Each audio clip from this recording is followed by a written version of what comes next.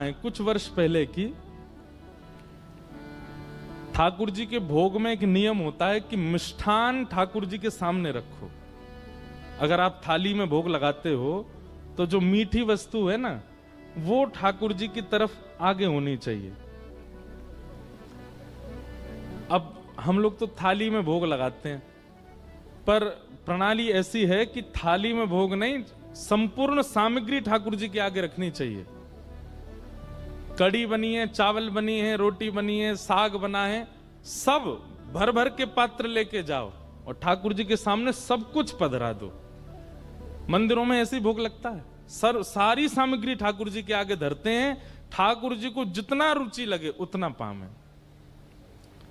आपने 2 ही रोटी धरी ठाकुर जी के आगे, ठाकुर जी मधुमंगल श्रीदामा सब आ गए होंगे, ठाकुर जी कह रहे होंगे भैया नेक नेकी पहियो 2 ही धर के गए हो है, भूख तो ज्यादा लग रही है पर नेकी धर के गए हो है।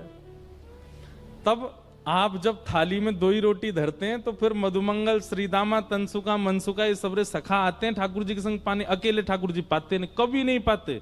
या तो किशोरी जी और अष्ट सखियां आएंगी या फिर ठाकुर जी अपने सखान को बुलाएंगे। ठाकुर जी अकेले प्रसाद नहीं पाते। और आप धर के क्या गए हो? 2 ही रोटी, नेक्स्ट सी सब्जी।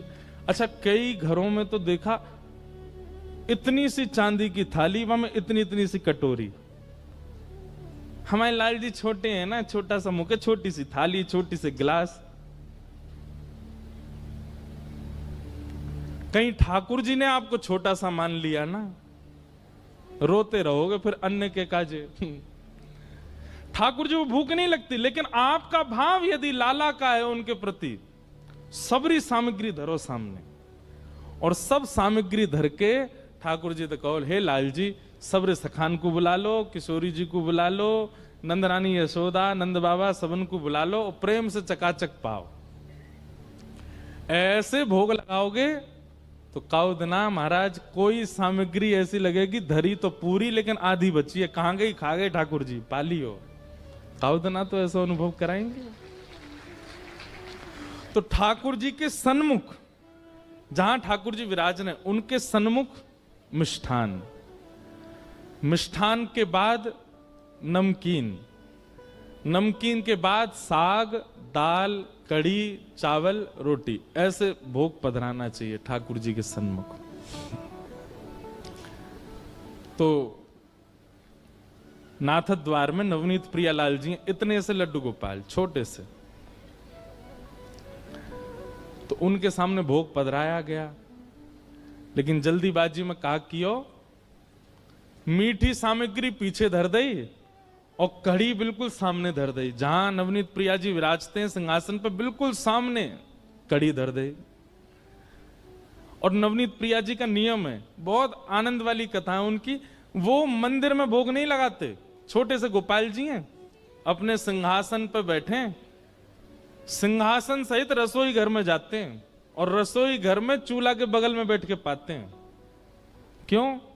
भावना ऐसी है कि बोले गोपाल जी हैं, गोपाल जी कोई टेबल पे बैठ के, चौकी पे बैठ के थोड़ी पामे, वो तो यशोदा मैया के बगल में बैठे रहे। यशोदा मैया बनाती रहे, पवाती रहे, लाला ले लाला मैं रोटी बना रही हूं, बाबा का जी तू रोटी खातो रहने एक देर। यशोदा मैया चूल्हा पे प्रसाद बनावे और ठाकुर जी बैठे बैठे पामे। इस भाव से श्री ठाकुर जी रसोई घर में जाते हैं, वहीं प्रसाद भोग लगाते हैं। किसी की रसोई इतनी पवित्र हो तो वो ये लीला कर सकते हैं। इतना अवकाश है उनके पास कि वो घर में ही रहते हैं। तो ऐसी एक योजना बनाओ, ठाकुर जी को श्रृंगार मंदिर में, ठाकुर जी का बाल भोग मंदिर में, लेकिन राजभोग दोपहर का जो भोग होता है उसमें ऐसी सुंदर पूरे मार्ग पर गोबर को चौका लगाओ, ठाकुर जी को सिंहासन धीरे से उठाओ और रसोई घर में बढ़िया सुंदर गोबर के चौका लगा के वहीं विराजमान करो और वहीं ठाकुर जी के सामने प्रसादी बना करके फिर ठाकुर जी को पधराओ। सेवा तो बहुत विस्तार की है, लेकिन हम लोगों पे समय नहीं है। ऐसी सेवा अगर होने लग जाए ना गुसाई जी जैसी, तो इस कलयुग में आज भी ठाकुर जी बोलने लग जाएं, आज भी ठाकुर जी पाने लग जाएं। तो नवनीत प्रियालाल जी रसोई में गए, जल्दी जल्दी में सेवकों ने मिष्ठान तो पीछे धर दिया और कड़ी सामने पधरा दी। कछु रोटी ठाकुर जी के सामने बना करके सन्मुख पधरा दे और फिर सबरे जन प्रणाम करके फिर वहां से चले जाए। अब अपने सखान को बुला लियो, लाल जी प्रेम से पाओ। और मंदिर वहां रसोई घर की किवाड़ बंद करके सब चले गए। थोड़ी देर बाद जैसे ही भीतर रसोई में प्रवेश किया तो क्या पाया, ठाकुर जी अपने सिंहासन पे है ही नहीं। सिंहासन पे लाल जी है ही नहीं। अब तो महाराज हल्ला मच गया, ठाकुर जी कहां गए, नवनीत प्रियालाल कहां गए, सब जगह खोजो कहीं नहीं मिले। तब कोई वैष्णव ने आके कही, बोले भैया इस साग सब्जी में तो ना गिर गए कहीं, छोटे से लालाएं। तो सबरी सामग्री पलट पलट के देखी, धीमे धीमे हाथ लगा के कि भाई लाल जी कहां, छोटे से गोपाल जी हैं। सबरी सामग्री उलट पलट करी, कहीं नहीं मिले। लेकिन जो सिंहासन के सन्मुख कढ़ी इतनी बड़े पात्र में धरी थी, जैसे ही वाकू पलटो सुबह में नवनीत प्रियालाल जी मिल गए। तो जितने वहां पर रसोईया थे और आचार्य जन थे, उनको लगी ओहो लाल जी को कढ़ी इतनी भाई खाई नहीं भाई मैं कूद गए। बताओ कढ़ी इतनी बढ़िया लगी कि वहां में नहा रहे हैं।